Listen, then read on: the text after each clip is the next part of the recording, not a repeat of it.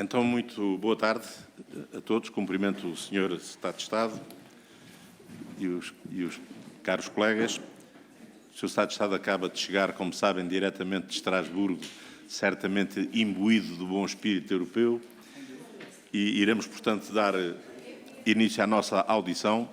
Recordo que ela inicialmente foi marcada para fazermos a reunião pós-Conselho Informal de 6 de outubro. Entretanto, foi convocado de um dia para o outro aquele Conselho por videoconferência para o dia 17, relativamente ao qual não houve quaisquer condições práticas de fazer o pré-Conselho, como é óbvio, não é? E aproveitámos, com a concordância da mesa e dos coordenadores, que juntássemos hoje as duas audições, a do 6 e do 17, e portanto, ajustámos a grelha de tempo, dando um pouco mais de tempo ao Sr. Secretário de Estado e aos grupos parlamentares. Assim sendo, o Sr. Secretário de Estado terá, para tratar dos dois temas, por uma intervenção, acho que podemos tratá-los em conjunto, não é? Por uma intervenção inicial até 15 minutos, o seu cronómetro sabe que está à direita. Os grupos parlamentares terão 7 minutos cada um com resposta direta do Secretário de Estado e haverá ainda uma segunda ronda para os deputados que queiram usar da palavra de até 1 minuto e meio, com resposta final conjunta do Sr. Secretário de Estado. Assim sendo, o Sr. Secretário de Estado tem a palavra. Muito obrigado, Sr. Presidente, senhoras e senhores deputados. Acabo de chegar e é com muito gosto que aqui venho então dar conta destes dois últimos Conselhos Europeus, o Conselho Europeu Informal de Granada e o Conselho Europeu Extraordinário de passada terça-feira por videoconferência. Começando por Granada, tratava-se de um Conselho Europeu informal e, sobretudo, estratégico, no sentido em que dedicado a uma primeira reflexão entre líderes sobre os grandes desafios que se apresentarão à União Europeia no futuro e, portanto, dando sequência um pouco às reflexões da Cimeira de Versalhes, fazer uma primeira reflexão sobre aquilo que será a agenda estratégica para o próximo mandato, ou para a próxima legislatura europeia. Em 2019 foi aprovada a agenda estratégica para este atual mandato, 2019 a 2024. E foi isso que mais ou menos tem guiado os grandes eixos de atuação da União Europeia nesta legislatura, apesar, obviamente, dos imprevistos, e foram muito significativos, que ocorreram durante estes anos, designadamente com a pandemia e com a invasão da Ucrânia e a necessidade de adotar um conjunto de respostas extraordinárias a esses eventos. Mas, tirando isso, no essencial tem-se seguido os principais elementos dessa agenda estratégica e o que começa agora a ser, então, discutido e será essencialmente um trabalho para a próxima presidência, para a presidência belga, no primeiro semestre do próximo ano, é a definição da agenda estratégica já para o próximo mandato. E aí há um conjunto de elementos muito importantes a discutir, na concretização, essencialmente, do conceito de autonomia estratégica da União Europeia, que emergiu com mais força a partir da Cimeira de Versalhes, como já disse, e que tem vindo a ser aplicado num conjunto de domínios, quer no domínio energético, quer no domínio da segurança e defesa, quer no domínio do reforço da competitividade da economia europeia, eliminando ou combatendo ou evitando algumas das suas vulnerabilidades e aumentando a sua resiliência, a sua capacidade e a força da sua base económica. Para esse respeito e para esta reflexão estratégica são também muito importantes dois relatórios que se aguardam proximamente, no início do próximo ano, o chamado relatório Letta e o relatório Draghi. Portanto, o relatório Letta, que foi solicitado ao antigo primeiro-ministro italiano sobre o mercado único, justamente, sobre a necessidade de completar e aprofundar o mercado único europeu, e o relatório Draghi sobre a competitividade europeia e os grandes desafios que se colocam à competitividade europeia, e esses dois relatórios de alto nível serão, de facto, uma base essencial para toda esta reflexão estratégica e preparação da próxima legislatura. Obviamente dando sequência àquilo que foi essencial nestes anos de preparar e responder e capacitar a União Europeia para as transições, verde ou climática e digital, mas também na resposta a outras necessidades que foram sentidas, com vista a reforçar esta autonomia estratégica. Alguns falam mesmo de uma soberania europeia a vários níveis. Neste quadro, também, naturalmente, muito importante o tema do alargamento, que é, obviamente, um desafio da maior importância que se colocará na próxima legislatura europeia. Ele, hoje em dia, enfim, o alargamento é uma política da União Europeia, enfim, que tem acompanhado a União Europeia em permanência, por isso ela tem vindo a crescer, mas há vários países já que estão à espera da sua vez de entrar há largos anos, mas eram processos que estavam, enfim, na verdade, sem um grande ritmo de progressão. E tudo isso mudou recentemente, como é sabido, sobretudo desde a invasão da Ucrânia por parte da Rússia e o tema do alargamento, quer do alargamento a leste com a Ucrânia, a Moldova e também a Geórgia, quer o alargamento relativamente aos Balcãs Ocidentais, que na verdade já estavam há mais tempo à espera, ganhou um novo elan, ganhou um novo ritmo, uma nova prioridade estratégica e hoje em dia é inquestionável que isso acontecerá. Portanto, o grande desafio aqui e a grande reflexão que tem vindo a ser feita é como preparar esse alargamento. E há muito que tem de ser feito para atingir esse objetivo, de ambos os lados, isto é, quer do lado dos países candidatos, que têm um intenso trabalho a cumprir para atingirem todos os critérios de Copenhaga, que permitirão a sua entrada na União Europeia. Como é constantemente referido, este processo é um processo baseado nos méritos próprios dos candidatos, e, portanto, os candidatos têm que cumprir um conjunto de critérios que são bastante exigentes, de integração do acervo comunitário, de preparação para participarem nos processos de decisão da União Europeia e, sobretudo, critérios muito exigentes em matéria de Estado de Direito.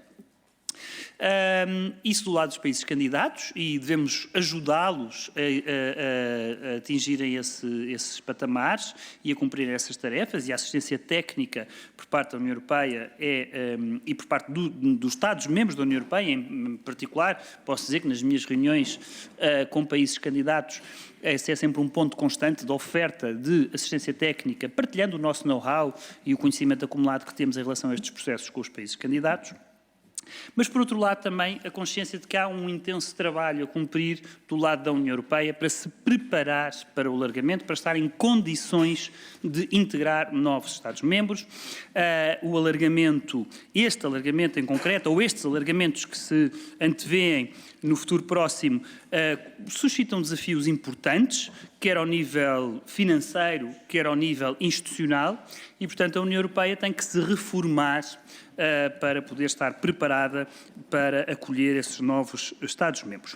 Foi essencialmente isto que foi discutido pelos líderes em Granada, na primeira sessão, o tema da agenda estratégica e da autonomia estratégica da União Europeia nos próximos anos, mas, sobretudo, com um enfoque muito grande no alargamento e neste binómio alargamento-capacidade de absorção. Isto é, a integração de novos Estados-membros, mas a reforma interna da União Europeia para se preparar para estar em condições de acolher novos Estados-membros. E, portanto, isto não é, como alguns por vezes dizem, nenhuma tentativa de criar dificuldades ao alargamento. Pelo contrário, o alargamento, seja por imperativo moral, seja por razões geopolíticas, deve acontecer. Todos queremos que aconteça, mas temos que, para sermos sérios a este respeito, temos que, desde já, levar em linha de conta as implicações que esse alargamento terá sobre o funcionamento da União Europeia e, portanto, fazermos as reformas necessárias e prepararmos para podermos estar em condições de concretizar esse alargamento, num calendário que, a nosso ver, não se deve pré-fixar de forma rígida. Isso poderia ser contraproducente, a fixação de datas rígidas para a conclusão do alargamento, desde logo porque é um processo, como dizia há pouco, baseado nos méritos próprios dos candidatos, portanto depende também da sua evolução e do seu progresso, mas porque fixar calendários que depois possam eventualmente não ser cumpridos por uma razão ou por outra, no fundo corresponde a criar expectativas que depois, se não forem concretizadas, conduzem a uma maior frustração e, portanto, devemos empenhar-nos todos neste processo. É por isso que Portugal tem dito desde desde a primeira hora que é importante começarmos desde já na União Europeia a fazer o nosso trabalho de casa para criarmos as condições necessárias para que o alargamento possa existir. Esse é um processo que demorará algum tempo, porque é um processo difícil, mas que deve ser encarado com intensidade, com seriedade, com rigor, com empenho desde já. E foi isso essencialmente que foi discutido em Granada. Depois, na segunda sessão, ao almoço, houve uma discussão mais de temas de atualidade, e em que aí prevaleceu essencialmente o tema das migrações, mas, infelizmente, tal como já havia uma proposta de conclusões a esse respeito, mas, infelizmente, tal como já tinha sucedido no Conselho Europeu de junho, não foi possível adotar por consenso essa parte das conclusões. Houve 2 Estados-membros que não quiseram partilhar essas conclusões e, portanto, em vez de termos um parágrafo sobre migrações nas conclusões de Granada, houve depois, à margem, uma declaração do Presidente do Conselho Europeu a esse respeito, que recuperou esse parágrafo, mas que não foi, no fundo, enfim, adotado unanimemente pelos 27. Isto quanto a Granada, recentemente, esta semana, portanto, Granada foi antes dos acontecimentos do atentado, dos ataques do Hamas em Israel. Portanto, logo a seguir, pouco tempo depois, fomos todos surpreendidos por esses terríveis acontecimentos que motivaram a que os líderes se reunissem novamente por videoconferência para reagir a estes eventos. E onde, essencialmente, no Conselho Europeu de há 2 dias, de dia 17, houve um reafirmar daquilo que, na verdade, tinha sido já a declaração de líderes, a declaração dos 27, que foi divulgada, foi acordada por todos e foi divulgada no domingo passado. No dia 15 de outubro, e essa declaração assenta em linhas que são a posição oficial da União Europeia a este respeito, a posição que reúne o consenso, a unanimidade dos 27 Estados-membros, que se pronunciaram sobre esta matéria, condenando, naturalmente, o Hamas e os atentados, o ataque terrorista que levou a cabo em território de Israel, e lamentando as perdas de vidas,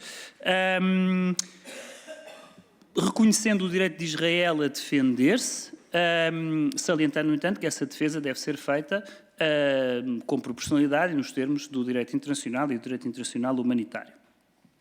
Um apelo à libertação imediata e sem qualquer condição dos reféns, que ainda se mantêm aprisionados pelo Hamas, e uma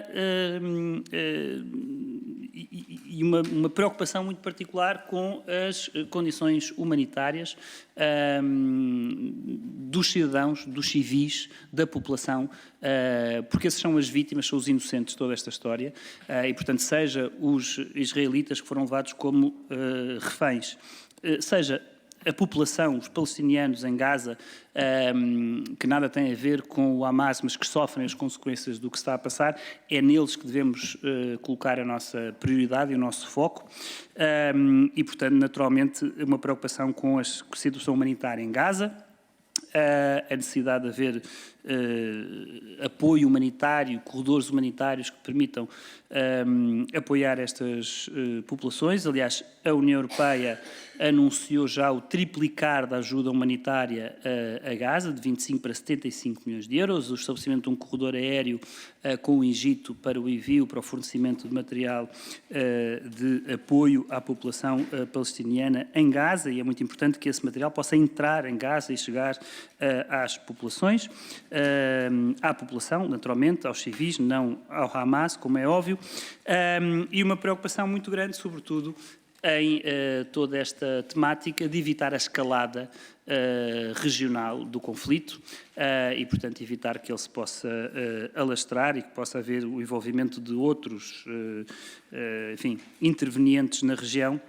É isso que, em absoluto, temos que evitar, com apelo a que se possa o mais rapidamente possível voltar ao diálogo, voltar à diplomacia e, idealmente, desejavelmente, trabalhar no sentido de uma solução duradoura para a região, de acordo com aquilo que há muito tempo está estabelecido, aliás, de acordo com resoluções das Nações Unidas, e que passa por uma solução baseada na existência de 2 Estados que possam conviver pacificamente na região. E, portanto, este é o essencial, o cerne da Declaração dos Líderes, que foi unanimemente reafirmada no Conselho Europeu Extraordinário desta terça-feira. Obrigado. Muito obrigado, Sr. Secretário de Estado.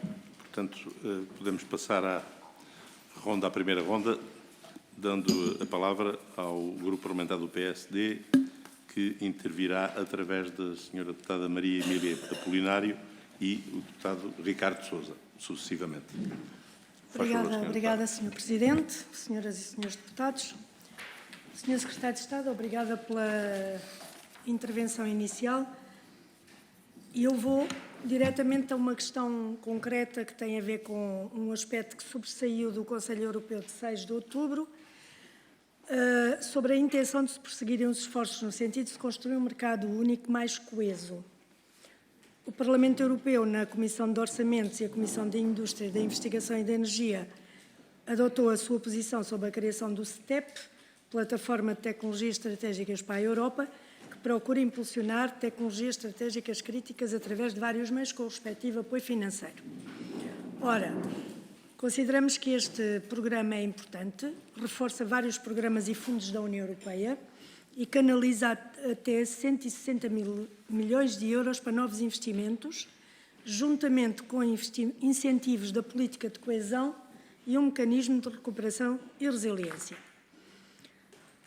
O PSD considera muito importante, fundamental mesmo para o futuro da Europa, que a União Europeia tenha de investir mais na biotecnologia, no 5G, nas fábricas de baterias, semicondutores, tecnologias verdes e emergentes. Só para ouvir um pouco mais o Sr. Secretário de Estado, é que considera o Governo português ser este um assunto prioritário para a autonomia estratégica da União Europeia? E a segunda questão tem, obviamente, que ver com Israel.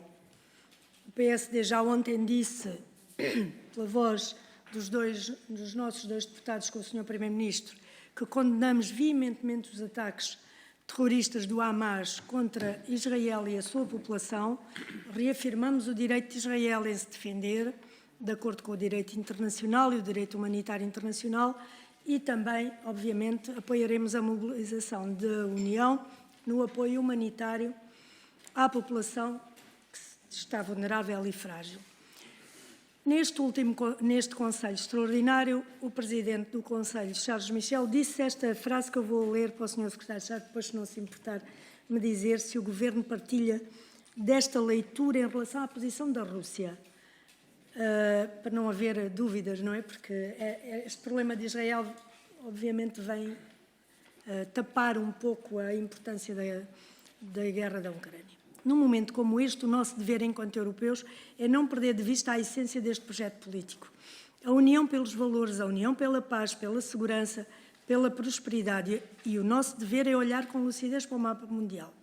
E observe que há, sem dúvida, um país que beneficia, pelo menos indiretamente, desta grave escalada de violência nesta região do mundo, e que é a Rússia.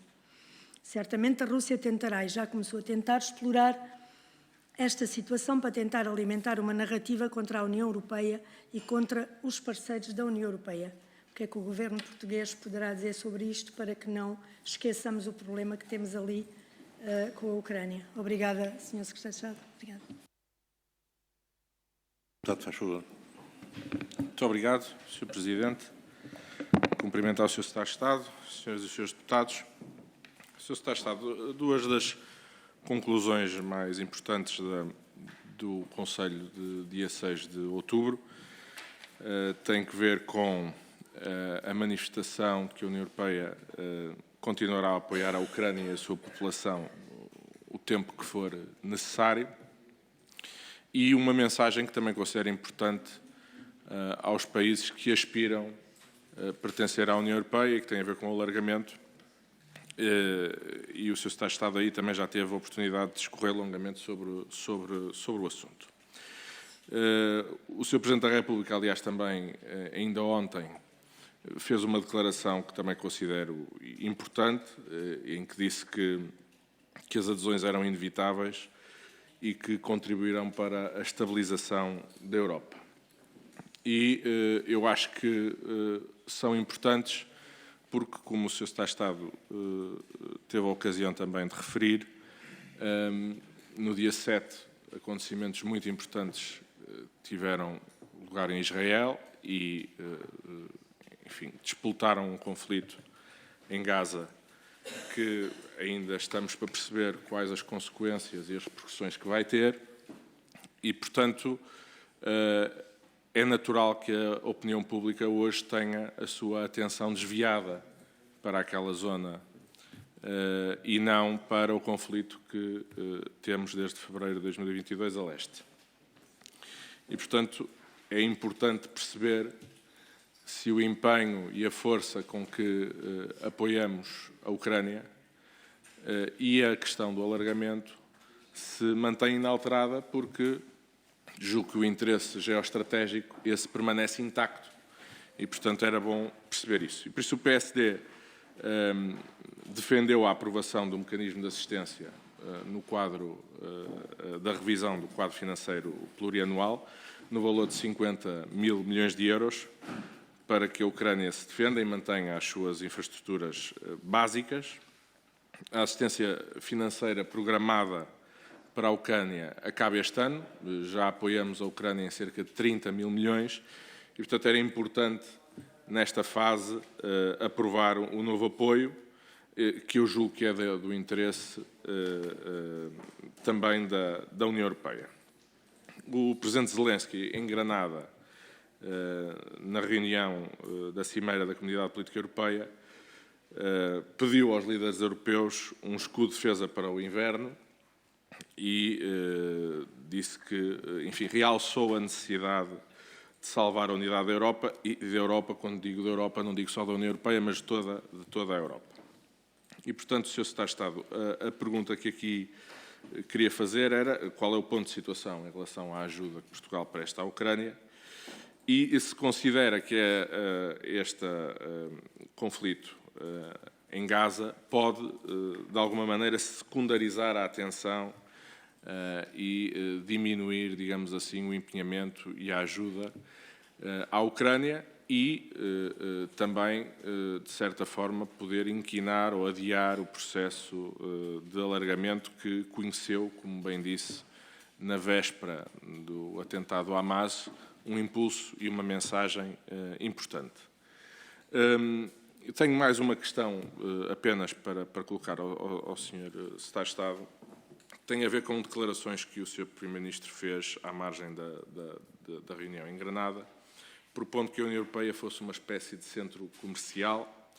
A ideia é que os Estados-membros utilizassem o espaço da União Europeia que desejam verdadeiramente usar como se fosse um shopping, com uma área comum, com uma área de restauração, enfim, uma espécie de amoreiras da União Europeia.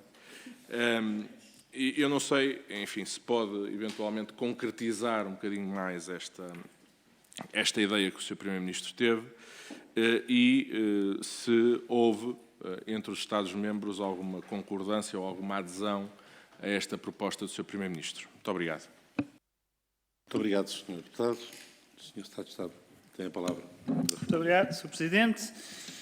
Sra. Deputada Maria Apolinário, quero agradecer-lhe trazer o tema do STEP, que é um tema da maior importância, incluído na proposta da Comissão de Revisão Intercalar do Quadro Financeiro Plurianual. E já agora vou tentar muito rapidamente fazer a história deste STEP, porque este STEP tem uma história e percebê-lo e perceber a sua importância exige compreender como é que ele surgiu ou de onde é que veio. Portanto, tudo isto remonta ao início deste ano, quando a União Europeia discutiu longamente como responder ao impacto do Inflation Reduction Act norte-americano. E aí perfilavam-se vários caminhos possíveis. Um era, no fundo, imitar o Inflation Reduction Act e conceder também a nível europeu um conjunto de subsídios ou de benefícios às empresas que aqui se instalassem. E, portanto, isso passaria por uma flexibilização, designadamente do regime de ajudas de Estado. Isso foi feito, na verdade. Mas quando isso foi feito, e era inevitável que assim fosse, houve vários, e sobretudo Portugal foi bastante vocal a chamar a atenção para os riscos que daí adviriam de uma potencial fragmentação dentro do mercado interno. Porque há Estados que têm mais margem financeira, mais margem orçamental para conceder ajudas financeiras, ajudas de Estado às suas empresas, do que outros. E, portanto, isso podia criar uma situação, ao flexibilizar-se as ajudas de Estado, podia criar uma situação de diferenciação dentro do mercado interno, que é indesejável, porque o mercado interno pretende que seja justamente equilibrado e com o mesmo conjunto de regras para todos, e daí a Comissão tradicionalmente ter um papel bastante rigoroso no controle das ajudas de Estado. E, portanto, chama-se a atenção que, em vez de flexibilizar as ajudas de Estado, ou para além de flexibilizar as ajudas de Estado, em complemento, se deveriam criar instrumentos europeus, verdadeiramente europeus, iguais para todos, de que todos os Estados-membros pudessem beneficiar por igual e que ajudassem a financiar os investimentos estratégicos nas tecnologias limpas, nas tecnologias de vanguarda, nas tecnologias de ponta, designadamente aquelas que estão abrangidas também pelo IRA americano. E daí surgiu a ideia de se criar um fundo de soberania na União Europeia, para apoiar um investimento competitivo nestas áreas. E isso foi prometido, assumido e prometido pela Comissão Europeia e que viria uma proposta nesse sentido, juntamente com a revisão intercalar do quadro financeiro plurianual. No verão, mais tarde. Já não era ideal haver uma flexibilização no imediato das ajudas de Estado e o instrumento europeu, o tal Fundo de Soberania, chegar só mais tarde, mas enfim. O problema é que quando veio, mais tarde, no verão, a proposta de revisão do quadro financeiro plurianual, verdadeiramente já não havia um fundo de soberania, o que havia era este STEP, que já em si fica aquém, bastante aquém do que seria o fundo de soberania que foi prometido. Portanto, já não é o instrumento ideal, na verdade, mas ainda assim é um instrumento positivo, que vai no sentido certo, que cria um germe daquilo que pode ser um instrumento europeu para apoiar o investimento em algumas das áreas tecnológicas que mencionou e noutras de vanguarda, onde estão, de facto, as transições da economia em curso. E, portanto, apoiamos muito a existência e a criação deste STEP, também porque ele vem associado a um conjunto de flexibilidades na gestão dos fundos estruturais, que têm uma lógica de coesão associada. Por exemplo, algumas das verbas previstas neste STEP ficam disponíveis apenas para os Estados-membros com um PIB abaixo, até aos 100% da União. E, portanto, beneficiando os Estados-membros com um PIB mais baixo. E, portanto, há aqui alguns aspectos que são, de facto, positivos, que pretendemos salvaguardar, porém, devo dizer, Sra. Deputada, que nas negociações que, ao nível do Conselho, têm existido a propósito da revisão intercalar do quadro financeiro plurianual, há pouca adesão ou pouca vontade por parte de muitos Estados-membros de avançar neste sentido. E, portanto, Portugal apoia seguramente a criação deste STEP. Gostaríamos até que fosse mais ambicioso e que fosse mais além, mas verdadeiramente neste momento as perspectivas não são muito otimistas quanto à efetiva aprovação do mesmo. Porque todo esse quadro de negociação da revisão intercalar do quadro financeiro plurianual se tem revelado muito difícil, com as divisões que são conhecidas tradicionalmente, os países mais frugais, enfim, menos adeptos de reforçar o orçamento da União Europeia, por um lado, e outros que reconhecem um conjunto de prioridades e necessidades que é preciso responder, entre as quais se incluía este STEP. A única coisa verdadeiramente que é consensual, e com isso responde já a uma questão colocada depois pelo Sr. Deputado Ricardo Sousa, é o apoio financeiro, a assistência financeira à Ucrânia. Aí todos estão de acordo e, portanto, haverá um acordo a esse respeito. As parcelas que são mais difíceis de chegar a acordo nesta revisão do quadro financeiro plurianual são outras. Quanto ao apoio financeiro para a Ucrânia, está neste momento previsto para o próximo ano em 50 mil milhões de euros. Aí haverá certamente um acordo a esse respeito. E isto mostra, de facto, como não está em causa e ninguém na União Europeia pretende pôr em causa ou diminuir ou esquecer o apoio que é necessário continuar a dar à Ucrânia na situação em que se encontra. Isso, aliás, será reafirmado de forma muito clara nas conclusões do próximo Conselho Europeu, já no final deste mês. Portanto, não estava de forma tão expressa, digamos assim, tão enfática na Declaração de Granada, porque era mais um Conselho Europeu estratégico de discussão das prioridades para o futuro, mas no Conselho Europeu regular, ordinário, do final deste mês, haverá novamente um reafirmar muito claro das várias dimensões em que o apoio da União Europeia à Ucrânia se manifesta. Porque, de facto, há um risco que ambos os senhores deputados aqui manifestaram e com que todos nós estamos preocupados, de que a emergência ou a reemergência deste novo conflito no Médio Oriente possa, de alguma forma, colocar na sombra a situação que se está a viver na Ucrânia, e todos queremos, obviamente, evitá-lo e, portanto, reafirmar o nosso apoio, reafirmar o compromisso da União Europeia que a Ucrânia será apoiada enquanto precisar e estaremos do lado da Ucrânia nas suas várias dimensões, também na dimensão do alargamento e da sua futura entrada na União Europeia. Mas com o objetivo ou com o esforço de evitar ou não permitir que este novo desenvolvimento geopolítico possa, enfim, colocar em dúvida essa prioridade da União Europeia. Por fim, quanto à declaração do Presidente do Conselho Europeu, Charles Michel, que referiu, bom, é óbvio que se estes riscos que eu estava a falar, de que o conflito no Médio Oriente possa, enfim, obnubilar ou colocar um pouco na sombra a situação na Ucrânia, se estes riscos se materializarem, isso seria no interesse e em benefício da Rússia. E por isso, ou também por isso, é que devemos evitar que isso aconteça e fazer tudo para evitar que esse risco se materialize. Muito obrigado, Sr. Secretário de Estado. Darei agora a palavra ao Grupo Parlamentar do Partido Socialista e intervirão em seu nome, sucessivamente, o deputado João Paulo Rebelo e Rui Lage. Faz favor, Sr. Deputado João Paulo Rebelo. Muito obrigado, Sr. Presidente, senhoras e senhores deputados, Sr. Secretário de Estado. Mais uma vez um gosto estar aqui a discutir não só a reunião do Conselho de 6 de outubro, mas também a 17 de outubro. Eu vou focar-me essencialmente na primeira reunião, na de 6 de outubro, sem, obviamente, deixar de fazer uma referência aos trágicos acontecimentos do dia 7 de outubro, aos quais, evidentemente, o Partido Socialista já tem, enfim, por diversas vezes, manifestado a sua posição inequívoca, obviamente, de total condenação dos ataques e, no fundo, uma afirmação também pelo direito internacional que isso é absolutamente essencial, obviamente reconhecendo o direito a Israel enquanto povo agredido a defender-se, mas com o respeito por o que é essencial, que é de facto o direito internacional, que, enfim, com alguns solavancos é o que ainda vai dando algum equilíbrio a este nosso mundo. Sr. Secretário de Estado, não sei se recorda, mas a minha intervenção no pré-Conselho foi justamente à volta dos temas do alargamento da União. Eu, sinceramente, às vezes fico um bocadinho baralhado com algumas intervenções do Partido Social Democrata, porque não consigo compreender bem se acompanham ou não um raciocínio que me parece absolutamente lógico, absolutamente claro e absolutamente, sobretudo, digamos, cauteloso, que é o de começar o mais depressa possível a pensar o alargamento, uma vez que estes países candidatos se aproximam cada vez mais da Europa. Ora, se eles estão cada vez mais próximos da integração, acho que é perfeitamente razoável que nós definamos o mais depressa possível como é que vai ser essa Europa, enfim, a 30 e tal países. A 30 e tal países, que será seguramente uma Europa diferente do que foi a Europa há 15 e do que é a Europa hoje a 27.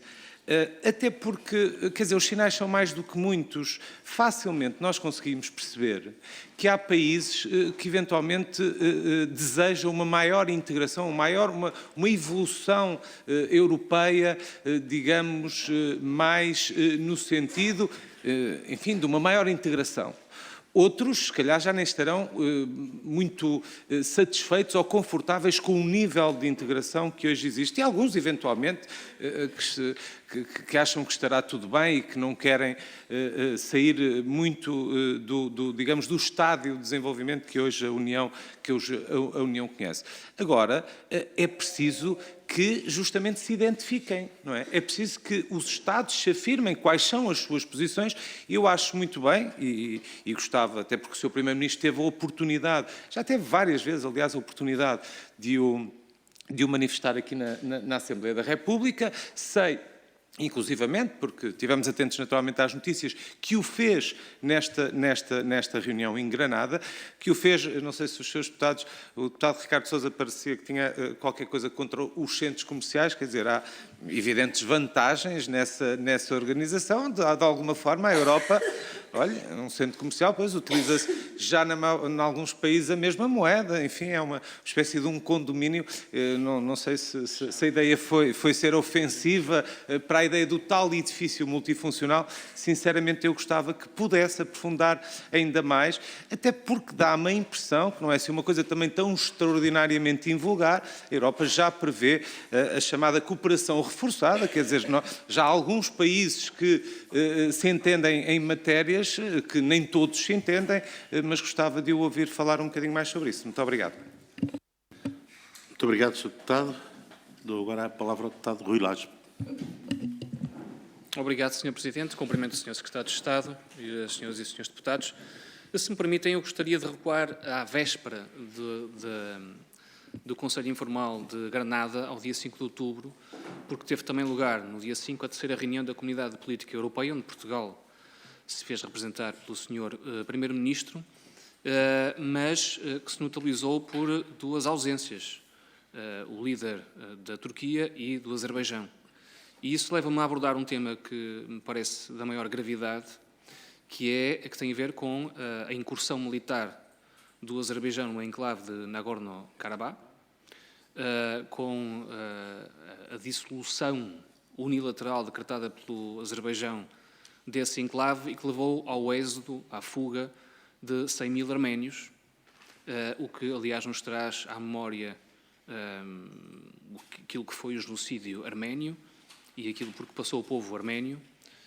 E eu gostava de tentar perceber qual é, neste momento, a posição da União Europeia em relação a esse tema, o que é que pretende fazer, como é que pretende posicionar-se em relação a esse tema gravíssimo. Depois, queria também, ainda sobre o tema do alargamento, porque, de facto, a União Europeia tem que fazer o seu trabalho de casa, tem que reformar a sua arquitetura institucional e penso eu que, mais tarde ou mais cedo, terá que olhar com olhos de ver para o tema da revisão dos tratados. E continua em cima da mesa, isto é um tema que eu tenho trazido com alguma frequência a estas reuniões, continua em cima da mesa o pedido formal por parte do Parlamento Europeu, submetido, salvo erro, a 9 de junho de 2022, para que seja convocada uma convenção para apreciar a revisão dos tratados. Gostava de tentar perceber qual é a posição do Conselho em relação, a posição atual do Conselho, a perspectiva do Conselho em relação a esse pedido formal.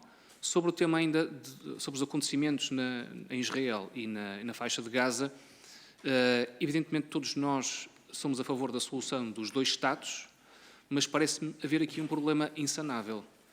É que o Hamas não é a favor da solução dos dois Estados. Pelo contrário, o Hamas é a favor da implantação de um Estado islâmico e persegue desde há muito e defende desde há muito a erradicação, por exemplo, do Estado de Israel. E gostava de perceber qual vai ser a estratégia da União Europeia face a este problema que me parece, de facto, insanável, mas aproveitava também para perguntar em relação a isto, o que é que a União Europeia pretende fazer em termos de ajuda humanitária à autoridade palestina e à população em Gaza, e também aquilo que a União Europeia pretende fazer para procurar conter ou travar esta vaga antissemita, que já era uma vaga, digamos, de larvar um pouco por toda a Europa, em vários países da Europa, e que agora está a recrudescer e está fortalecida, e temos assistido, aliás, a atos de violência absolutamente chocantes contra judeus, um pouco por todo o mundo. Por fim, não sei se ainda tenho tempo, vou deixar só uma questão muito rápida sobre o tema da autonomia estratégica. O tema da autonomia estratégica da União Europeia tem que se colocar sempre com o pano de fundo da tensão com a China, e esse é um tema que tem sido também alvo de discussões e de debates no Conselho, e nomeadamente em relação à dependência da Europa de uma série de matérias-primas e de tecnologia que temos importado da China, e refiro-me em concreto ao tema dos materiais críticos e ao ato dos materiais críticos, como é que está, qual é o estado da arte, digamos assim, em relação a essa iniciativa legislativa. Muito obrigado. Muito Muito obrigado, Sr. Deputado. O Sr. Secretário de Estado tem aí trabalho árduo para os seus próximos 7 minutos. Muito bem, são muitos temas, de facto. Obrigado, Sr. Presidente, Srs. Deputados. Sr. Deputado João Paulo Rebelo, quanto ao tema do alargamento e esta proposta que o Primeiro-Ministro fez em Granada de se poder vislumbrar a União Europeia no futuro como uma espécie de edifício multifuncional, permite, aliás, também, entretanto, o deputado Ricardo Sousa já não está, mas tinha feito essa pergunta, não tive tempo para responder, permite-me também responder às questões que foram há pouco levantadas. A ideia do Primeiro-Ministro, que expôs no Conselho Europeu Informal e depois que a anunciou à comunicação social, foi, aliás, muito bem recebida em Granada e, no fundo, visa parte da ideia de que numa Europa que será mais alargada, seguramente, e por isso também mais diversificada e mais diferenciada, também as soluções, quer as soluções institucionais, quer as soluções financeiras, quer dizer, toda a arquitetura da União Europeia terá que ser provavelmente também mais diferenciada ou mais flexível para acomodar as diferenças que existem. De resto, já hoje existem diferentes sensibilidades, como eu mencionava, na União Europeia. Estados-membros gostariam de ter uma solução europeia muito mais integrada, muito mais avançada numa série de domínios. Outros que talvez até desejariam, enfim, menos integração nesta ou naquela política. E, portanto, à medida que nos alargarmos, esta diferenciação vai ser ainda maior e provavelmente precisaremos de soluções mais flexíveis, que não são, também como referiu, nada de totalmente inovador. Na verdade, a União Europeia sempre foi uma construção flexível, ou com flexibilidades, melhor dizendo, sempre foi uma construção que incorporou flexibilidades. Basta pensar no euro, ou na zona Schengen, na área Schengen, ou nos vários opt-outs, que alguns deles ainda hoje existem, na figura das cooperações reforçadas. E, portanto, existem, de facto, já hoje em dia, diferentes flexibilidades e provavelmente precisaremos, de forma realista, pragmática, quando formos mais e mais diferentes entre nós, de fazer maior uso dessas flexibilidades. E é no desenvolvimento deste conceito que o Primeiro-Ministro anteviu uma União Europeia não propriamente na lógica dos círculos concêntricos, de que se fala por vezes, que tem reação, a que alguns reagem mal, porque vêm nesses círculos como, enfim, o círculo do meio, como um círculo de primeira classe e os outros círculos mais alargados, círculos de segunda ou terceira classe. Portanto, vem uma espécie de hierarquia entre esses vários eixos de participação. Portanto, não é isso que se pretende. O que se pretende é mesmo uma casa ou um edifício onde todos estão por igual e todos fazem parte e não há diferenciações entre participantes ou membros de primeira ou de segunda. Esta casa é comum. Esta casa tem nas suas fundações os valores da União Europeia, o Estado de Direito, e, portanto, o Estado de Direito é inquestionável e tem que ser algo garantido em todos os Estados-membros e partilhado por todos. E depois, esta casa tem uma série de zonas comuns, que são também partilhadas por todos, e aí seguramente estará o mercado único, as 4 liberdades, a política comercial, a política de concorrência, etc., e outras coisas, eventualmente, que são partilhadas por todos nestas áreas comuns, e depois terá diferentes divisões, ou pode ter diferentes divisões, em que participa quem quer.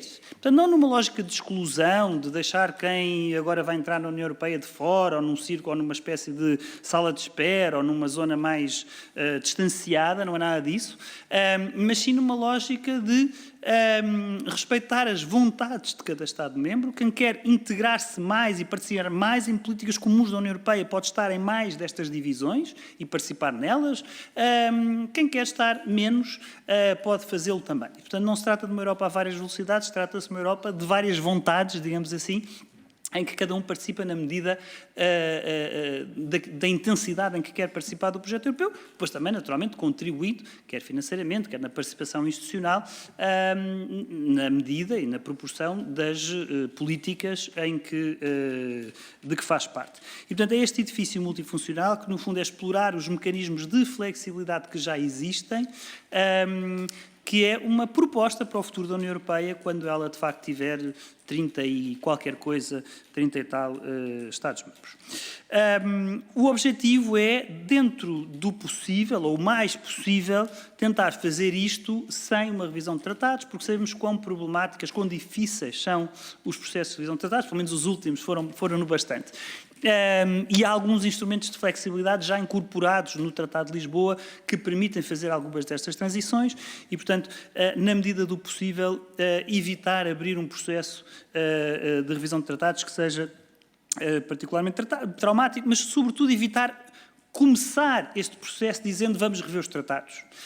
E, portanto, o que temos é que nos pôr de acordo entre os 27 quanto à União Europeia que queremos para o futuro e depois se verá se é preciso fazer algum retoque ou não nos tratados ou se basta explorar os mecanismos de flexibilidade que já existem. Quanto ao pedido do Parlamento Europeu, que o Sr. Deputado Rui Lage mencionou, ele chegou, mas não era ainda um relatório completo do Parlamento Europeu, e do próprio Parlamento Europeu anunciou que que tinha em preparação e estava a trabalhar num relatório mais completo com várias áreas de revisão dos tratados que viria a sugerir. Como referi há pouco, acabo de vir de Estrasburgo, onde justamente tentei informar-me sobre o estado deste processo e, portanto, a breve trecho, agora no próximo mês ou nos próximos 2 meses, o Parlamento concluirá este trabalho e voltará a submeter um pedido ao Conselho com exatamente o conjunto vasto de áreas em que pretende uma reforma dos tratados. Enfim, depois veremos qual é o tratamento que o Conselho, ou o Conselho Europeu, na verdade, dá a este pedido do Parlamento Europeu. De qualquer forma, posso dizer, pelo lado de Portugal, nós vemos aqui desde logo um problema de timing, porque estamos, de facto, num final de mandato europeu, à beira de eleições, e, portanto, é talvez a altura menos adequada para abrir agora um processo ambicioso de convenção e de revisão de tratados, e, portanto, creio que será melhor fazer esta reflexão que começámos em Granada e que está em curso sobre que Europa queremos, qual é a arquitetura, o desenho da Europa que queremos para poder ter mais membros, e depois, no final, verificar se isso implica, se exige ou não algum retoque nos tratados. Creio que é mais útil focarmos agora no conteúdo e depois, eventualmente, no processo, do que começarmos toda esta discussão dizendo vamos fazer uma grande convenção e vamos pôr tudo em jogo. Isso pode depois tornar-se mais complexo. O tempo já se esgotou, mas, muito brevemente, sobre as questões mais de política externa, a situação no enclave de Nagorno-Karabakh é, obviamente, muitíssimo preocupante. Está a ser seguida pela União Europeia, pelo alto representante, e será objeto da reunião dos ministros dos negócios estrangeiros da União Europeia, já na próxima segunda-feira no Luxemburgo. Portanto, aí será tomada uma posição a 27 a esse respeito, mas acompanhamos com preocupação, naturalmente, os desenvolvimentos, tal como, enfim, todos os desenvolvimentos a propósito deste conflito israelo-palestiniano. Quanto ao apoio humanitário, já referi há pouco, para já ele foi triplicado e pode vir a ser aumentado ainda mais em função das necessidades, mas naturalmente também qualquer situação na Europa ou noutras geografias de preconceito ou de ataques mesmo antissemitas são naturalmente matérias de grave preocupação. Aqui eu diria que, quer dizer, há uma condenação forte e tem de haver e deve existir do Hamas, mas não devemos confundir não devemos confundir isso com os verdadeiros inocentes, como dizia há pouco, que são as populações. Quer os israelitas, sobretudo aqueles que neste momento estão reféns, quer as populações da população de Gaza, sobretudo neste momento, que está a sofrer, de facto, situações do ponto de vista humanitário bastante preocupante e, portanto, não confundamos aqui o autor do ataque e o reconhecimento que fazemos da necessidade de responder ao Hamas e este ataque do Hamas com os civis e a população, que são uma realidade muito diferente e que temos que proteger, sobretudo. Quanto à autonomia estratégica e designadamente ao relacionamento comercial, enfim, económico com a China, ele obedece, enfim, desde há muito tempo àquele mantra que se tornou bastante conhecido, de-risking, mas não decoupling, mas há uma série de fatores de preocupação, por isso mesmo, aliás, a Presidente da Comissão Europeia anunciou no discurso do Estado da União, por exemplo, uma investigação aos subsídios dados aos carros elétricos chineses, e no que diz respeito às matérias-primas críticas, esse é também uma fileira de trabalho essencial, que está neste momento em desenvolvimento legislativo, quer no Conselho, quer no Parlamento Europeu, portanto, seguramente até ao final da legislatura haverá a aprovação dessa legislação, que é muito importante, numa ótica de longo prazo, estratégica, porque nós o que não podemos permitir-nos é chegar à conclusão daqui a uns anos que estamos no mesmo tipo de situação de dependência em relação às matérias-primas críticas de outras dependências de outras geografias ou de outros poderes estrangeiros, designadamente da China, como há poucos meses concluímos que a União Europeia estava numa situação de enorme dependência em relação aos combustíveis fósseis da Rússia. E, portanto, temos mesmo que fazer tudo para evitar essa situação. Obrigado, Sr. Secretário de Estado. Darei agora a palavra ao Sr. Deputado Bruno Nunes, do Grupo Parlamentar do Chega. Muito obrigado, Sr. Presidente. Cumprimentar o Sr. Secretário de Estado. Espero que tenha feito boa viagem. Cumprimentar as senhoras e os senhores deputados. Sr. Secretário de Estado, amanhã, uma delegação do Parlamento Português estará com aqueles que o senhor normalmente apelida como os meus amigos. Amanhã estaremos com o Ministro dos Assuntos Europeus da Hungria.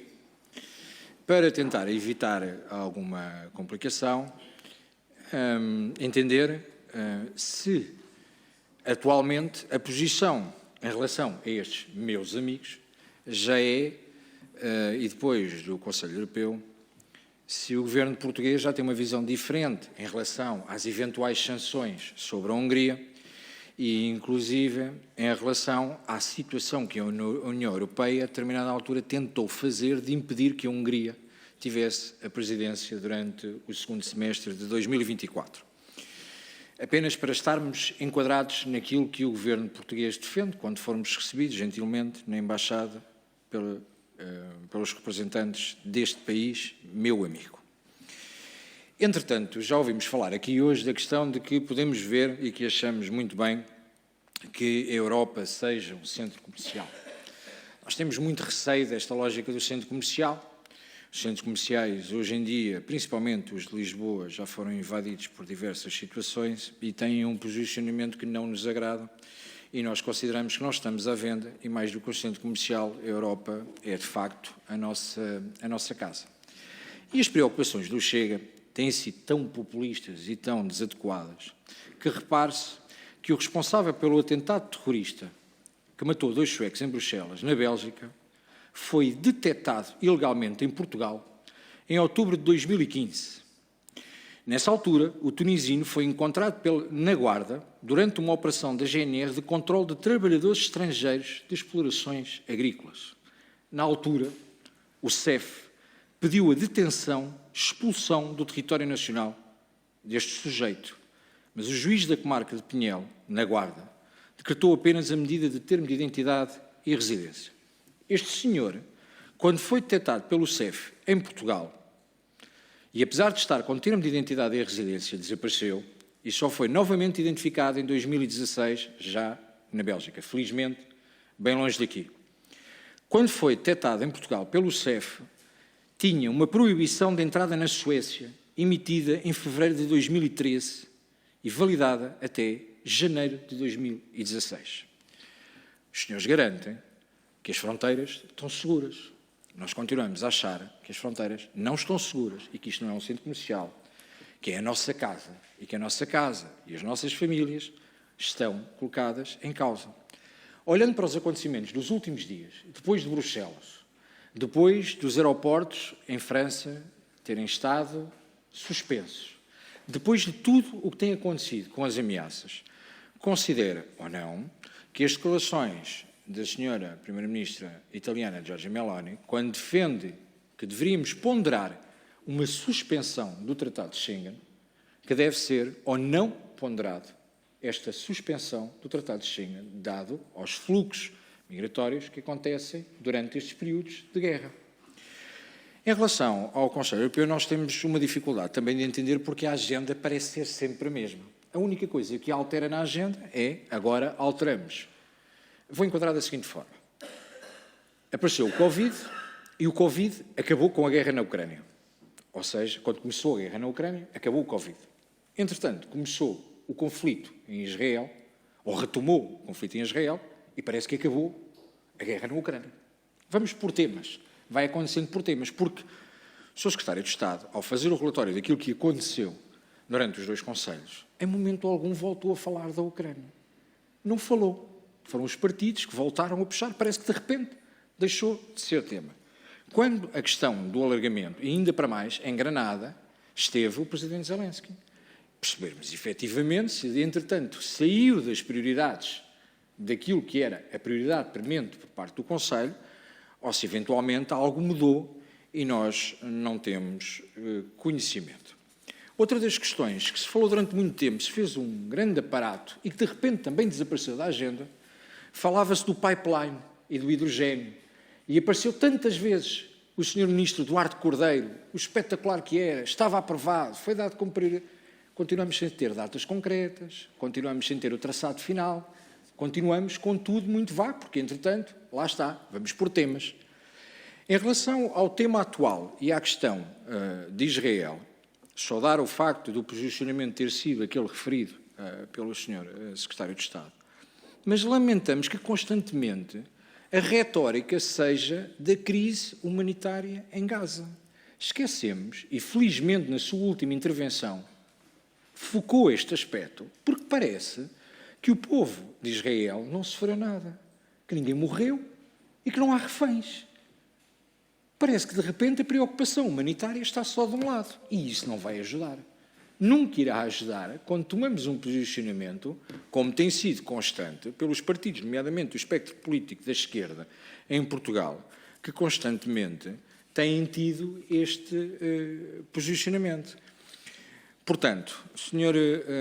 Secretário de Estado, ficamos ainda, até à data de hoje e desde a nossa última audição, ficamos a aguardar, depois de solicitação do Chega, e creio que não estou em erro quando vou afirmar que o Sr. Secretário de Estado tinha referido que facultaria a documentação à Comissão, continuamos sem conhecer a documentação que veio da União Europeia em relação à CPLP e em relação aos vistos, à circulação, à livre circulação da CPLP.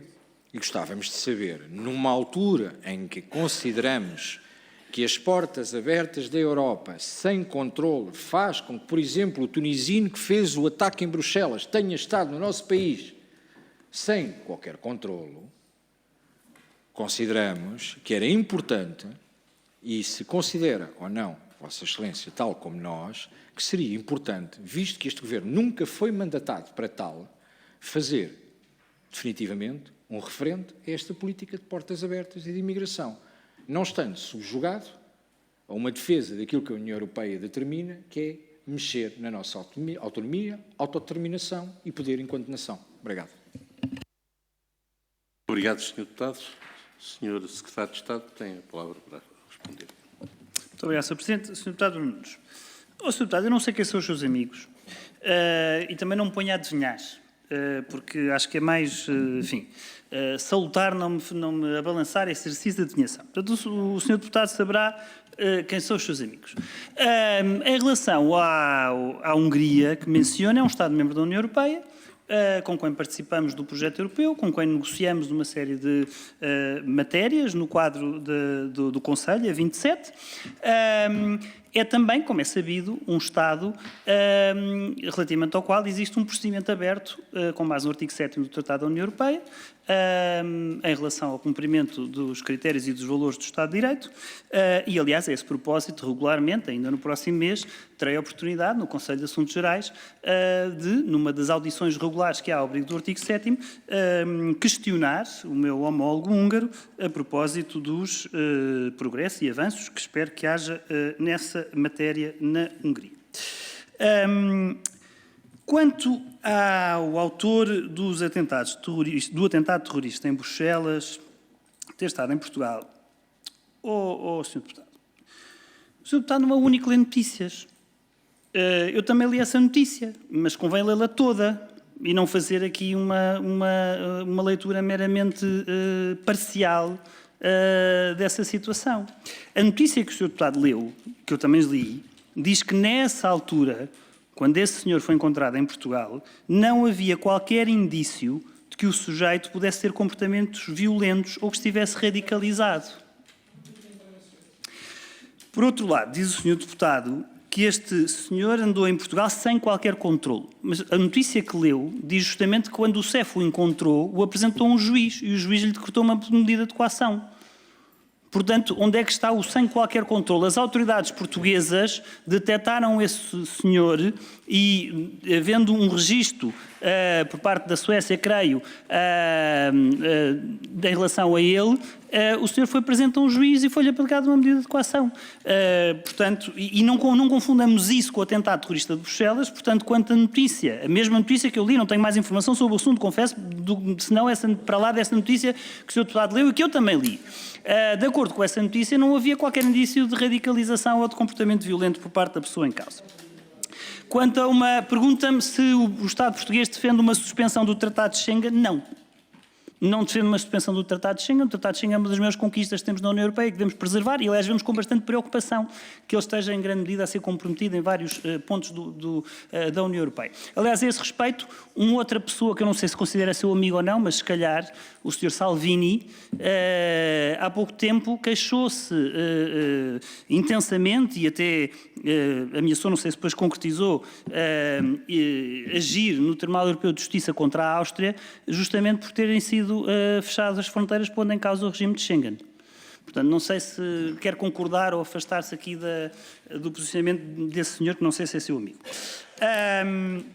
Depois, quanto às conclusões do Conselho Europeu. Quanto às várias conclusões do Conselho Europeu, o Sr. Deputado diz que elas vão por temas e vão se esquecendo do tema anterior. O Sr. Deputado, não é verdade. E, em concreto, em relação à Ucrânia, não é verdade. Os dois Conselhos Europeus que estamos a tratar aqui hoje, um deles era informal e é destinado a uma reflexão estratégica sobre prioridades para o próximo mandato. E o outro foi um Conselho Europeu extraordinário para tratar especificamente do conflito israelo-palestiniano. Como também já tive a oportunidade de dizer nesta sessão, não sei se tive a oportunidade de ouvir, haverá ainda este mês um terceiro Conselho Europeu ordinário que terá como ponto na agenda a Ucrânia e que posso garantir-lhe que nas suas conclusões reafirmará ponto a ponto todas as dimensões do apoio da União Europeia à Ucrânia.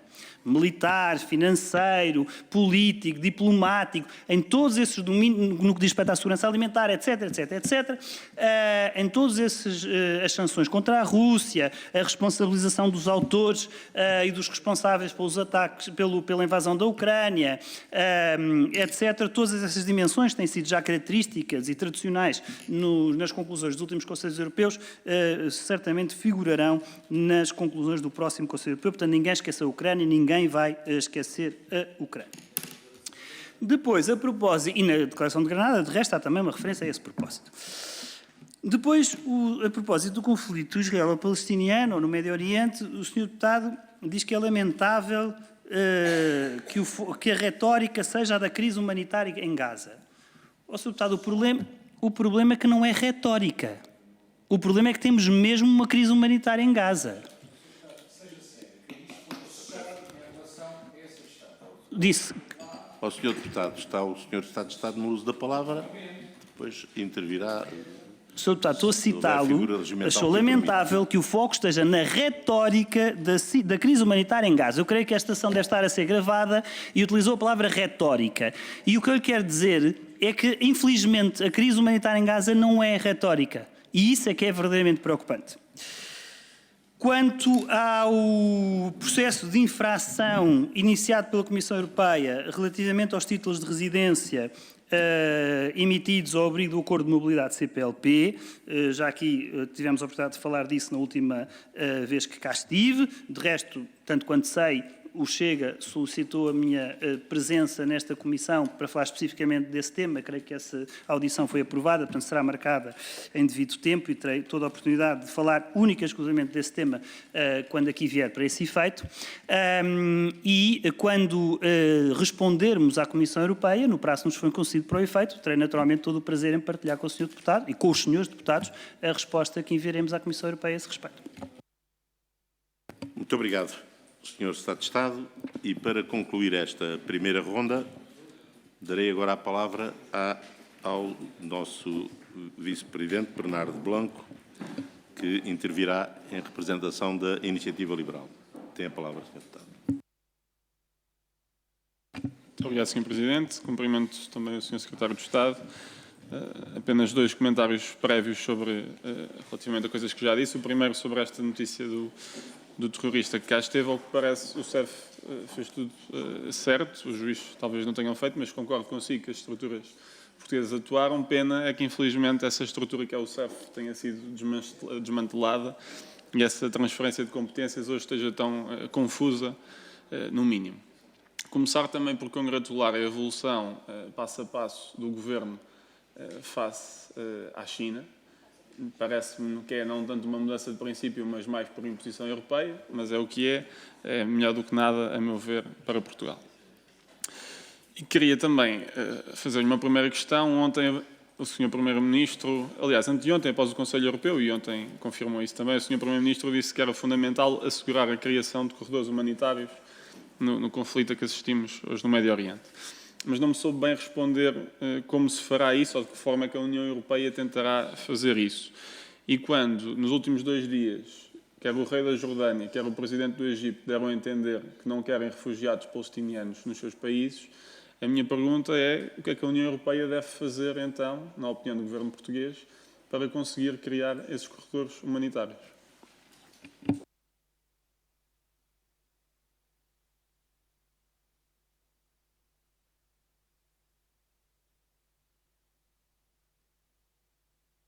Outras perguntas a seguir. Não usasse 7 minutos para responder. Sim. Não, era isso que eu queria perceber, se haveria mais perguntas a seguir ou se... Bom, ao Sr. Deputado, obrigado pelas suas questões.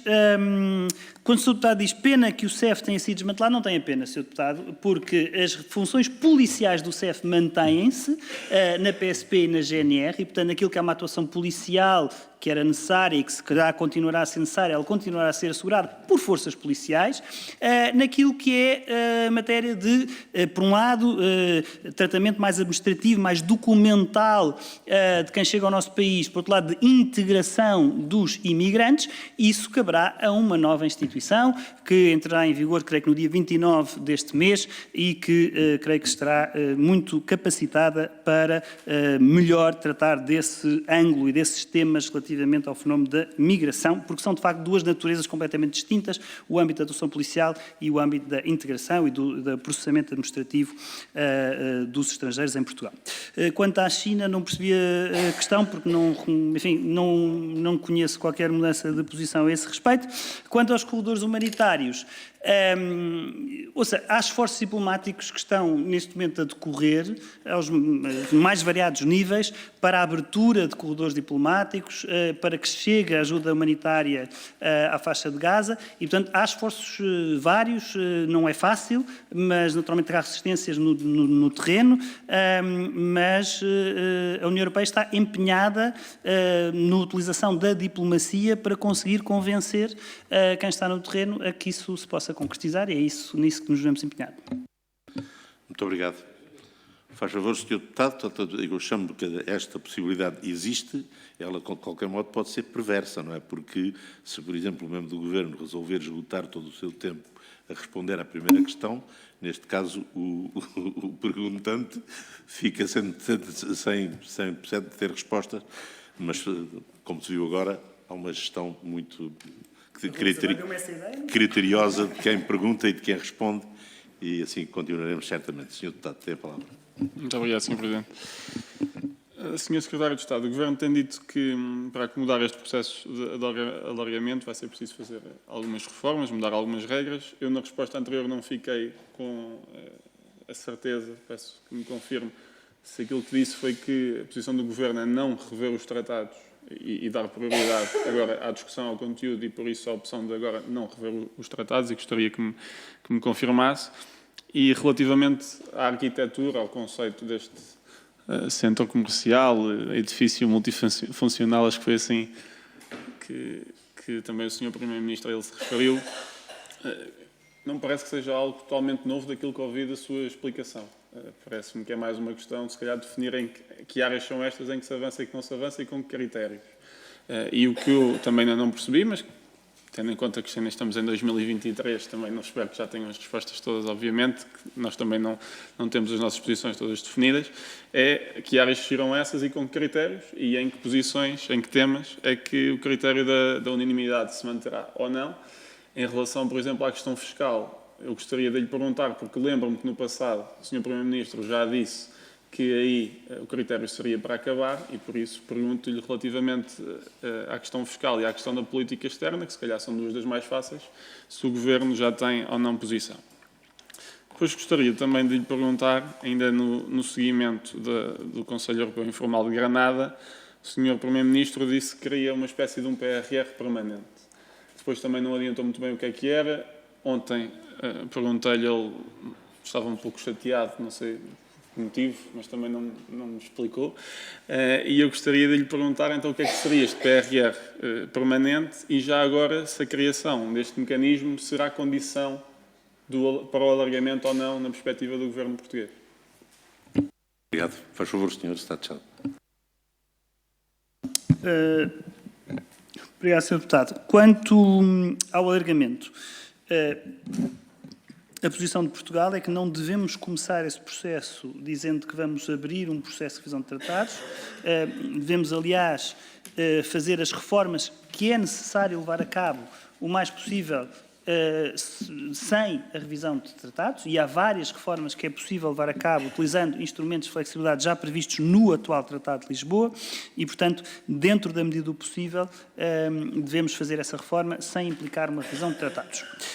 Mas é uma discussão que está verdadeiramente a começar, é uma reflexão, mais do que outra coisa, que está verdadeiramente a começar, portanto, só no final é que poderemos chegar à conclusão se efetivamente há algum aspecto nos tratados que carece de um acerto ou de uma revisão ou não. Mas não deve ser esse o enfoque e não deve ser, sobretudo, a prioridade inicial. A prioridade deve ser a de definir, de facto, que conceito de Europa queremos, que modelo de governação queremos, e foi a esse respeito que o Primeiro-Ministro utilizou a metáfora do edifício multifuncional. Estamos no início de uma reflexão, e, portanto, é de facto cedo, seria precoce, está a dizer exatamente que áreas são aquelas que estão no espaço comum ou que áreas são aquelas de uma eventual integração diferenciada, e, portanto, estamos aqui a sugerir um conceito que depois, obviamente, carece de uma discussão quanto a perceber exatamente quais as políticas que são partilhadas por todos e quais as políticas que podem ser mais diferenciadas. Uma outra questão diz respeito à utilização das cláusulas passarela, já hoje previstas no Tratado de Lisboa, que permitem passar da regra da unanimidade para a regra da maioria qualificada. Portugal tem uma posição bastante aberta em relação à utilização de cláusulas passarela em geral, não especificamente no domínio da política externa e de segurança comum. Julgamos que aí há especificidades de interesse nacional ligados à política externa de cada Estado-membro que importa preservar e que podem justificar ou que justificam que haja uma manutenção de um regime de unanimidade, ou pelo menos seguramente não deve ser por aí, por essa área, pela política externa, que deve iniciar-se a utilização das cláusulas passarela.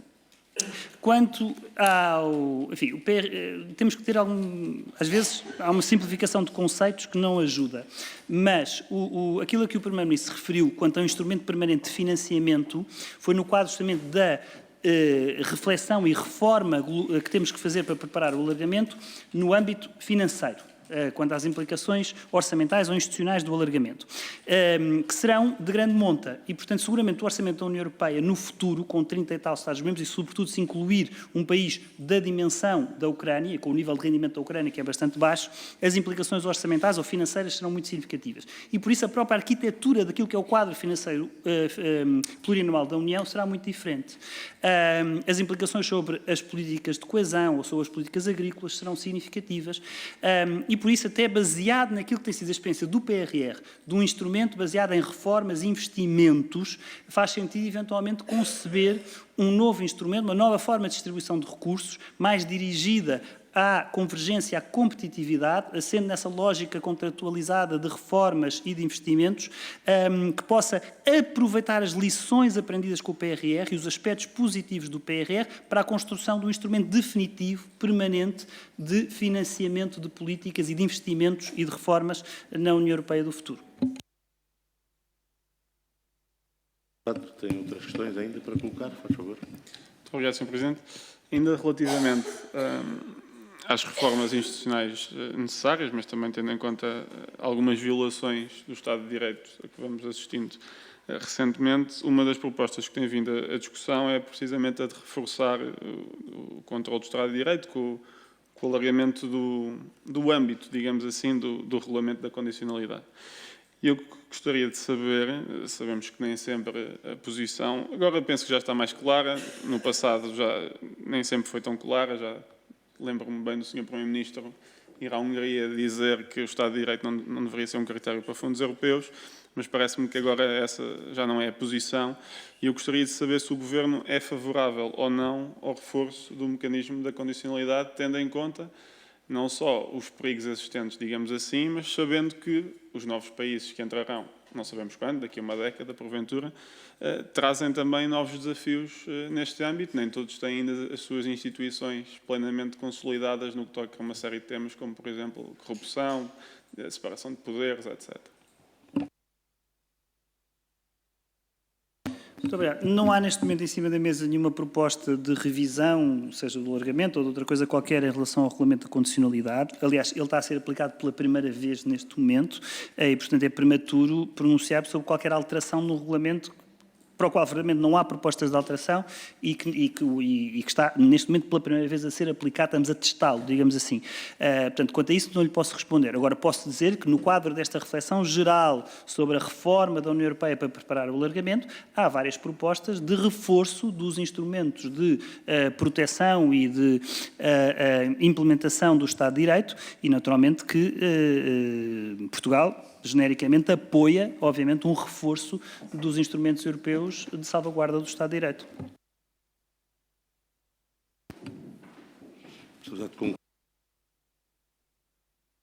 Sim, a primeira ronda. Eu tenho ainda um pedido de inscrição para a segunda ronda. Mais 2 pedidos? Não tinha sido ainda, não me tinham comunicado ainda.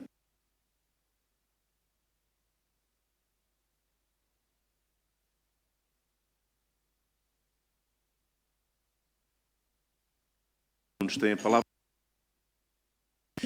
Sr. Presidente, tentando ser o mais rápido possível, clarificando apenas uma questão. Em relação à questão dos meus amigos, de facto, quem escolhe os nossos amigos somos nós, e eu escolho particularmente os meus, mas foi uma expressão muito usada num debate em que o Sr. Primeiro-Ministro gritou, imagine-se, não é? O Sr. Primeiro-Ministro a gritar dentro do plenário, a dizer vocês e os seus amigos, referindo-se à Hungria. Por isto deduzo que amanhã, eventualmente, o Partido Socialista não esteja no almoço dessa embaixada, desse país fascista e de extrema-direita, gerido por o Sr. Viktor Orbán. Vamos falar da questão, porque não podemos manipular o que aqui é dito. Em relação ao Sr. tunisino, que fez o ataque em Bruxelas, o Sr. Secretário de Estado, aquilo que acabou de dizer vem-nos dar razão. Nós o que defendemos é que as pessoas, ao entrarem, saibamos quem são e ao que vêm. Se não existisse o CEF na altura que os senhores extinguiram e fazem questão de extinguir, nada teria acontecido. De qualquer forma, este senhor, à data, como diz o Sr. Secretário de Estado, mas à data não existia indícios de terrorismo. Sabe que o indício de terrorismo, por norma, só funciona uma vez, que eles rebentam e acabou. É uma vez, por norma é uma vez. De qualquer forma, em 2013, já este sujeito estava identificado e a GNR fez o pedido de expulsão, coisa que não aconteceu, portanto, não era propriamente um santo. E foi apanhado naquilo que nós tanto levantamos a questão. Dumping salarial, exploração dos imigrantes ilegais, e foi apanhado precisamente nas redes que o Chega é contra e que tanto defende a questão das fronteiras também por causa disso. Em relação à outra tentativa de manipulação, mesmo para terminar, para a outra tentativa de manipulação do que eu disse, não foi, quando digo a retórica, é a retórica de dizer que é só em Gaza, esquecendo e tentando apagar da discussão pública tudo aquilo que nós vimos de homens, mulheres e crianças na parte de trás de pick-ups a serem violentadas e mortas. Portanto, a questão é só essa. Muito obrigado, Sr. Secretário de Estado. O Sr. Deputado, dou agora a palavra ao Deputado Rui Lages, do parlamentar do Partido Socialista. Obrigado, Sr. Presidente. Eu queria aproveitar esta segunda ronda para colocar uma questão ao Sr. Secretário de Estado, tentar perceber qual foi a leitura, a interpretação, a reação dos membros do Conselho Europeu quando, à hora em que estavam reunidos por videoconferência para debater os gravíssimos problemas, os gravíssimos acontecimentos em Israel e na faixa de Gaza, o amigo do Sr. Deputado Bruno Nunes, o Sr. Viktor Orbán, escolheu deslocar-se à China para apertar a mão ao Sr. Putin um criminoso de guerra com um mandato emitido pelo Tribunal Penal Internacional, amigo também, suponho eu, o Sr. Orbán, do Sr. Salvini, que não há muito tempo envergava orgulhosamente uma t-shirt na rua com a cara do Sr. Putin e que se referiu ao Putin como o maior estadista do mundo. Muito obrigado. Obrigado, Sr. Deputado Rui Lage. João Paulo Pedrosa tem a palavra. Desculpe. Rebelo. O João Paulo Pedrosa também é nosso amigo e estamos aqui na conversa dos amigos. Eu não vou falar de amigos, Sr. Presidente, mas eu sigo a sua boa prática também de me dedicar a alguma agricultura e sou sobretudo eleito por um distrito, um grande distrito, porque são 24 concelhos, onde de facto há muita agricultura. Eu, como não li a notícia que o Sr. Deputado Bruno Nunes leu e que o Sr. Secretário de Estado também leu pelos vistos, estava-me aqui a lembrar de alguns tunisinos e de alguns trabalhadores de outras origens que andam lá pelo meu distrito e que não saem nos jornais, mas que na verdade têm dado um contributo muito importante e relevante para não só a animação de muitos locais sobretudo dos concelhos mais do interior do país, como dando bons sinais também de integração e de dinamização económica, social e, portanto, também acho mau que as notícias só se refiram a esses casos negativos, quando há tantos e tantos e bons casos positivos para também serem lembrados. Dito isto, obviamente que faz todo o sentido, manda o bom senso também, não estarmos nem no 8 nem no 80. Eu acho que há problemas cada vez que se colocam mais do ponto de vista da integração de migrantes e nós temos de facto de pensar nessa integração. Não podemos viver sem absoluto controle, mas também acho que faz sentido trazermos as boas notícias, dado que nem sempre saem nos jornais. Muito obrigado.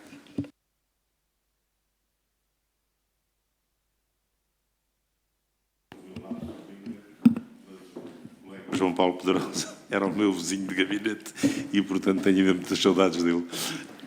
Muito obrigada, Sr. Presidente. Senhor Deputado Romualdo, tem a palavra. Eu vou ser muito direta, Sr. Secretário de Estado. Só para perguntar, eu não sei se li bem, mas pareceu-me ter lido que as questões de imigrações foram retiradas das conclusões de Granada. Se confirma e que perspectivas temos para isso? Obrigada.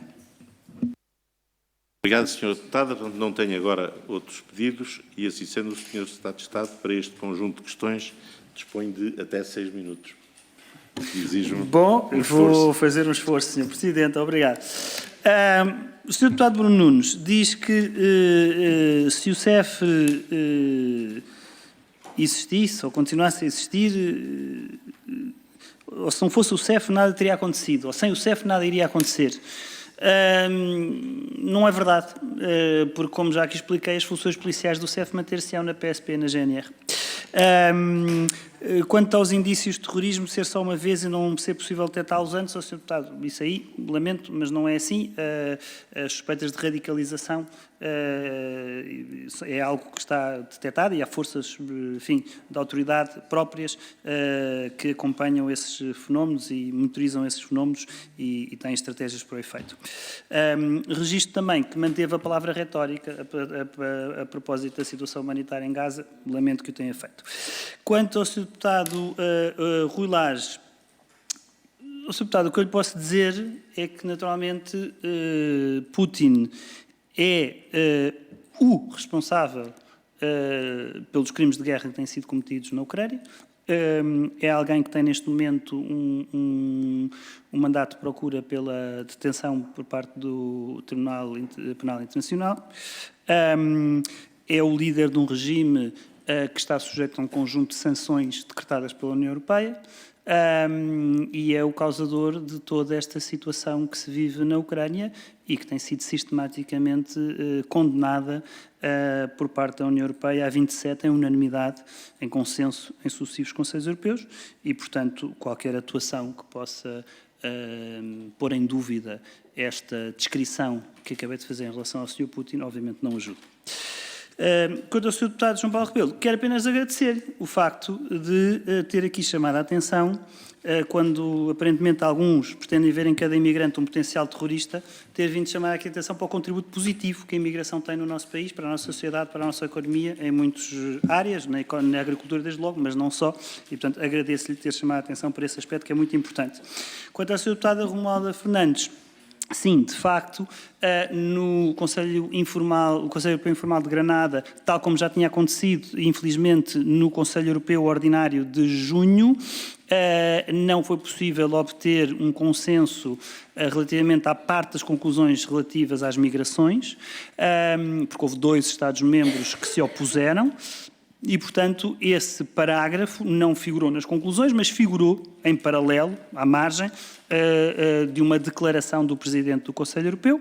É um tema, infelizmente, hoje em dia muito divisivo no plano europeu e, em particular, alguns Estados-membros que têm um posicionamento em relação a esta temática que tem impedido a aprovação por consenso, como é o típico das conclusões do Conselho Europeu, são sempre aprovadas por consenso, tem impedido a aprovação por consenso de conclusões do Conselho Europeu a propósito do tema das migrações. Isso, de todo modo, não põe em causa o trabalho legislativo que tem estado em curso, a propósito da aprovação do conjunto de diplomas que formam o novo Pacto para as Migrações e Asilo, que são aprovadas por maioria qualificada e em relação às quais o Conselho já aprovou a sua posição geral. E, neste momento, avança-se para negociações interinstitucionais com o Parlamento Europeu. Portanto, no plano legislativo, as coisas avançam por maioria qualificada. O que não tem sido possível, de facto, é a aprovação por consenso de conclusões a propósito deste tema. O Nunes pede a palavra para que efeito? Sr. Presidente, uma interpelação à mesa. Faz favor. Sr. Presidente, porque considero que é uma figura regimental à qual tenho direito, A condução dos trabalhos. sobre a condução certamente. dos trabalhos, e tendo em consideração que, obviamente, as audições não terminam aqui, sobre a condução dos trabalhos e dadas as conclusões do Conselho Europeu e das afirmações que aqui foram feitas, creio que era importante, até porque foi o ponto 1 e foi o início da nossa reunião, entender se amanhã se mantém o almoço na Embaixada com a Hungria e com o Embaixador da Hungria e o Ministro dos Assuntos Europeus, tendo em conta que as acusações foram feitas pelo Partido Socialista, levam a crer que, eventualmente, a participação do Partido Socialista não se dará na reunião da manhã e a entender se vamos manter então o almoço ou se o Chega vai sozinho com os restantes partidos. O Sr. Deputado Bruno Nunes, não tendo o assunto a ver exatamente com o conto dos trabalhos, devo dizer que quem foi convidado para participar no almoço foi a Comissão de Assuntos Europeus. E estou certo que os membros da Comissão de Assuntos Europeus, que se inscreveram para tal, lá estarão com todo o gosto. Relativamente à questão da imigração, se me permitiram um ligeiro à parte, portanto, houve 2 Estados-membros que se opuseram em Granada a um consenso. No próximo Conselho, sobre o mesmo tema, haverá provavelmente apenas um Estado-membro. Portanto...